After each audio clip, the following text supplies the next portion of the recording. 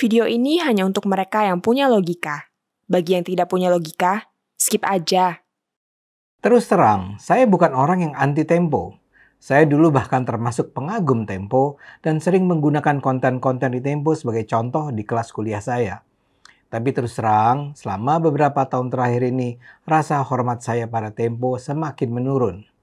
Bahkan saya melihat Tempo terlalu biasa mengabaikan prinsip-prinsip dasar yang seharusnya dipatuhi wartawan profesional. Misalnya saja, Tempo terlalu biasa menggunakan sumber informasi yang layak diragukan kebenarannya. Terlalu banyak sumber anonim, tapi biar bagaimanapun saya merasa untuk demokrasi di Indonesia kita butuh media seperti Tempo. Biar bagaimanapun tradisi jurnalisme investigatifnya kerap mengungkapkan informasi-informasi penting buat masyarakat yang tidak bisa diperoleh melalui pola jurnalisme biasa. Jadi Tempo mungkin bermasalah, tapi Tempo tetap perlu didukung.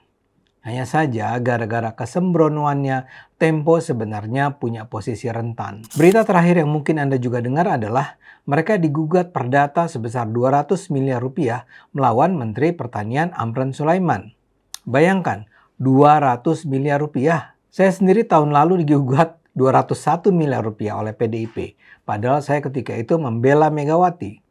Jadi saya paham bahwa ini adalah perkara yang sangat mengkhawatirkan. Namun pada 17 November yang lalu, Majelis Hakim Pengadilan Negeri Jakarta Selatan menolak mengadili gugatan tersebut.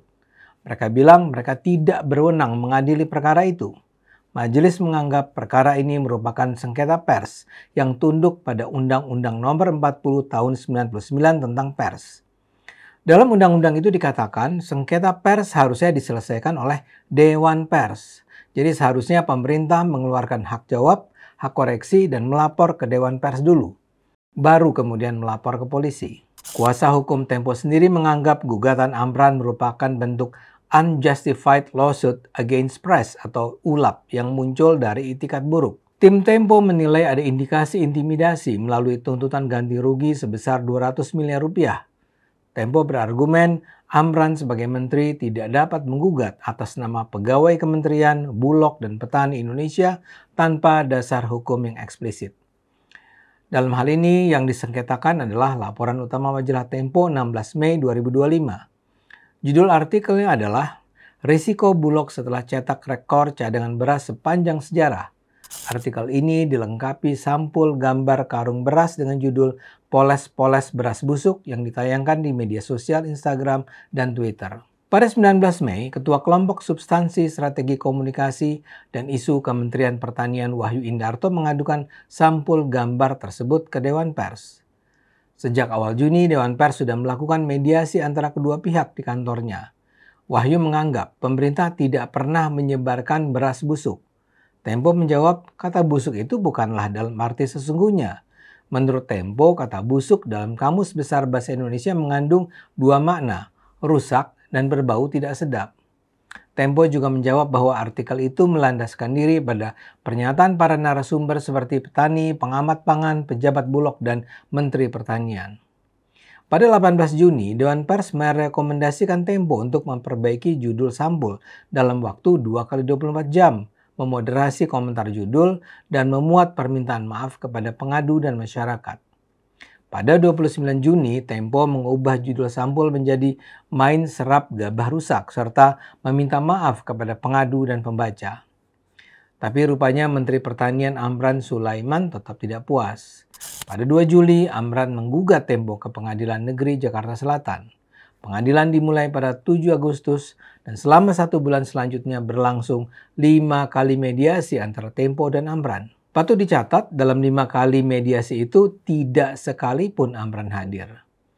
Sejumlah aktivis masyarakat sipil dan jurnalis berinisiatif menggalang suara masyarakat untuk menolak pengadilan Tempo. Selain petisi melalui change.org yang ditandatangani banyak tokoh masyarakat, berlangsung juga unjuk rasa di depan gedung pengadilan. Mereka mengecam gugatan Amran sebagai bredel gaya baru karena berpotensi membangkrutkan media. Bagi Tempo, gugatan Amran bukan yang pertama.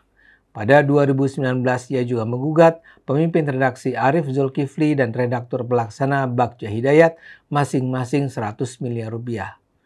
Amran menggugat liputan Gula-Gula Dua Saudara yang merupakan hasil investigasi proyek swasembada gula yang dikerjakan perusahaan Andi Syamsuddin Arsyad alias Haji Isam di Bombana, Sulawesi Tenggara. Pengadilan Negeri Jakarta Selatan menyatakan menolak gugatan Amran pada 18 Oktober 2020. Nah, apakah sekarang Tempo bisa sepenuhnya bernapas lega? Sebenarnya sih tidak. Sebenarnya Undang-Undang Pers menyatakan kalau penggugat tidak puas dengan penanganan oleh Dewan Pers, dia tetap bisa memajukannya ke pengadilan. Dalam hal ini seharusnya proses pendamaian di Dewan Pers diselesaikan sampai tahap final, dan kalau di tahap itu penggugat tidak puas, dia bisa mengajukannya ke pengadilan. Di sisi lain, yang harus menggugat haruslah pihak yang dirugikan, yaitu Amran sendiri. Yang menggugat seharusnya bukan Wahyu Indarto. Dan di sisi lain lagi, kalau Amran yang menggugat, yang seharusnya dijadikan objek sengketa adalah nama baik Amran sendiri. Padahal yang dipermasalahkan kan adalah kebijakan distribusi gabah, bukan sosok Amran. Sekarang haruskah kita mendukung penggugatan Tempo sebesar 200 miliar ini karena gaya jurnalistiknya yang seperti saya katakan tadi seringkali sembrono? Saya percaya tidak. Kualitas jurnalistik Tempo memang harus diperbaiki. Karena itu, kritisisme membaca dan pihak-pihak yang diberitakan mutlak diperlukan. Tapi biar bagaimanapun, kehadiran media yang berfungsi sebagai pilar keempat demokrasi, sebagai pengawas jalannya pemerintah, juga merupakan kebutuhan yang tidak terelakkan. Apa yang dilakukan pemerintah dengan menggugat 200 miliar rupiah adalah sebuah tindakan yang akan membuat ciut nyali jurnalis yang ingin membongkar ketidakberesan pemerintah. Ancaman semacam ini bisa menjadi pukulan yang mengancam kebebasan pers dan kebebasan berekspresi di Indonesia. Pemerintah yang sedang berkuasa harus sadar bahwa mereka itu harus terus dikontrol dan diawasi masyarakat.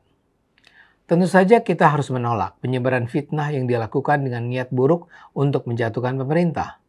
Namun dari apa yang saya lihat, pemberitaan Tempo tentang Kementerian Pertanian yang dipersoalkan ini jauh dari tahap sejahat itu. Karena itu ada baiknya pemerintah dengan penuh kewibawaan menjawab cerita-cerita miring itu secara terbuka kepada masyarakat. Gunakan saja semua media massa dan media sosial yang bisa dimanfaatkan. Cara semacam itu akan jauh lebih sehat dan bisa meningkatkan penghargaan dan penghormatan terhadap pemerintah. Seperti saya katakan tadi, saya bukanlah fans Tempo. Tapi saya rasa Tempo tetap layak untuk dilindungi hak-haknya untuk berekspresi dan menyebarkan informasi kepada masyarakat. Ayo gunakan akal sehat, karena hanya kalau kita gunakan akal sehat, Indonesia akan selamat.